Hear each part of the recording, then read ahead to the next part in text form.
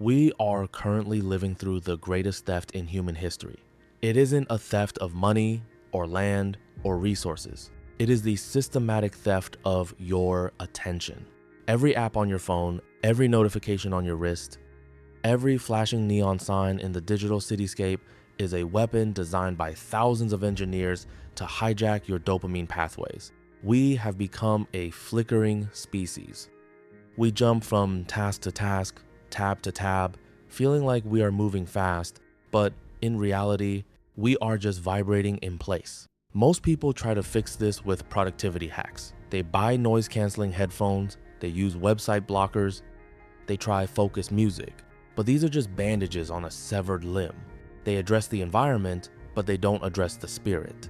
In the ancient martial traditions of Japan, there is a concept that doesn't just promise focus, it promises a state of being that is untouchable by distraction. It is called Zanshin. Zanshin literally translates to the remaining mind or the lingering mind. It is the state of total awareness that persists even after an action is completed. It is the secret of the elite warrior, the master calligrapher, and the high-performance leader. Today, I am going to show you how to cultivate the Zanshin effect to reclaim your mind and maintain elite focus in a world that wants you distracted. Part 1. The Archer's Arrow. To understand Zanshin, we must look at Kyudo, the traditional Japanese art of archery. In Western archery, the goal is simple: hit the bullseye. The moment the arrow leaves the bow, the archer's job is done. They relax, they look at the target, they celebrate, or they curse their aim. Their mind ends with the shot. But in Kyudo, the master knows that the hit is secondary. The most important moment isn't the draw or the release, it is the Zanshin. After the arrow has left the string, the master archer remains perfectly still. They maintain their posture, their gaze remains fixed. Their mind stays linked to the arrow as it flies, as it hits, and even as it comes to rest. They don't relax, they don't celebrate. They remain in a state of high alert, effortless awareness. Why? Because if you relax the moment the task is done, you lose your connection to reality. You create a focus gap. And it is in these gaps that distraction lives. Zanshin teaches us that focus isn't a light switch you flip on for 20 minutes and then flip off. Focus is a thread. If you cut the thread the moment you finish an email or a workout, you have to spend immense mental energy rethreading the needle for the next task.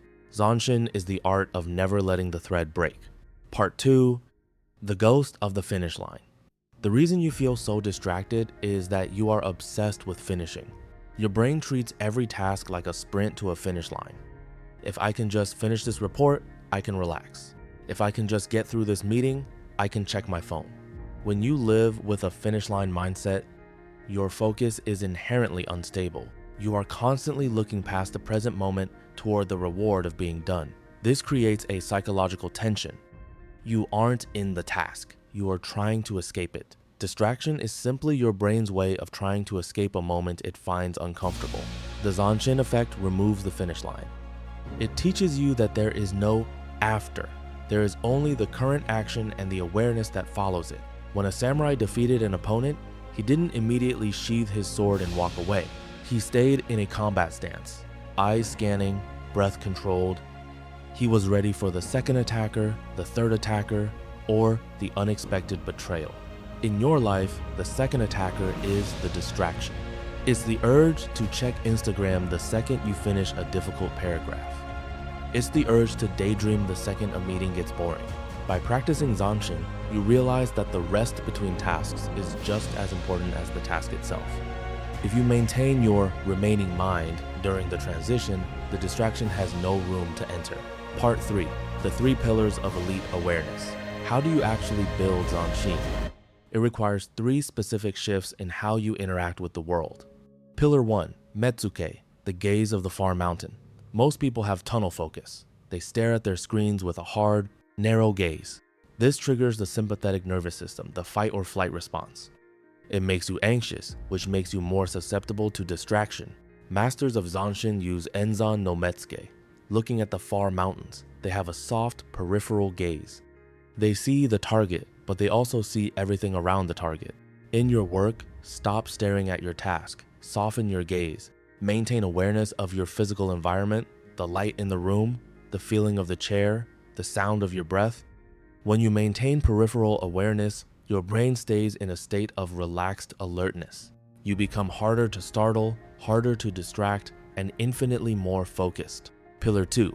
Kokoro, heart-mind unity. Zanshin is not a cold, mechanical focus. It involves kokoro, the unity of your emotions and your intellect. If you are trying to focus while your heart is full of resentment or anxiety or desire for a reward, you are fighting a civil war. Zanshin requires you to bring your emotions into the present. You don't ignore the boredom, you observe it. You don't fight the frustration, you integrate it. You bring your whole self to the task, leaving nothing behind to be hijacked by a notification. Pillar 3. Zanshin, the 3 battles. This refers to the alignment of your posture, your breath, and your intention. Focus is a physical act. If your posture is collapsed, your focus will collapse. If your breath is shallow, your mind will be shallow. Zanshin starts in the spine. By maintaining a dignified, warrior-like posture, you signal to your brain that the current moment is high stakes. You create a physical container for your attention. Part 4. The Zero Transition Rule. The most practical application of the Zanshin effect is what I call the Zero Transition Rule. In our modern world, we leak focus during transitions. You finish a task and your mind immediately leaks into the void of the internet. You spend 10 minutes scrolling and then you have to fight for 15 minutes to get back into deep work. To practice Zanshin, you must master the lingering moment.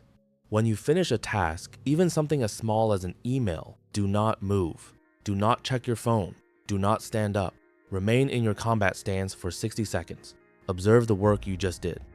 Maintain the same intensity of awareness that you had during the task. This 60-second Zanshin bridge prevents the focus leak. It allows your brain to transition into the next task without losing the momentum of the first. You aren't starting over. You are just continuing the thread.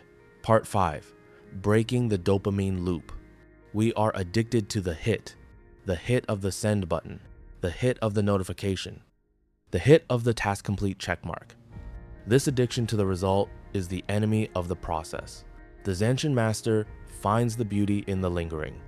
They find satisfaction not in being done, but in the quality of the awareness they maintained throughout the action.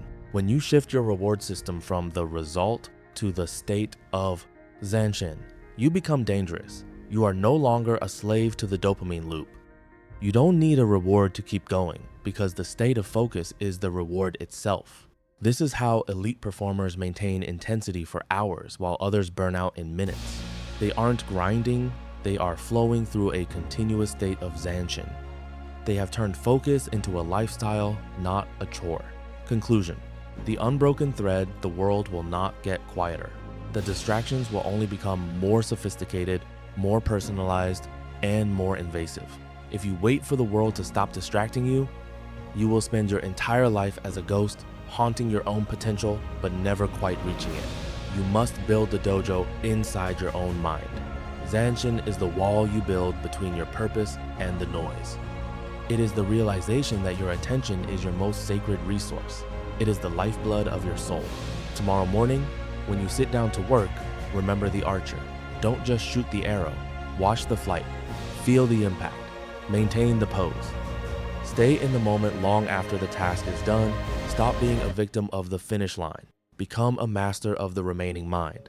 Maintain the gaze, hold the posture, keep the thread unbroken. Be Zanshin. And now, turn off this video. Don't look at the comments, don't check your messages, sit for 60 seconds. Maintain the awareness. The battle for your mind begins now.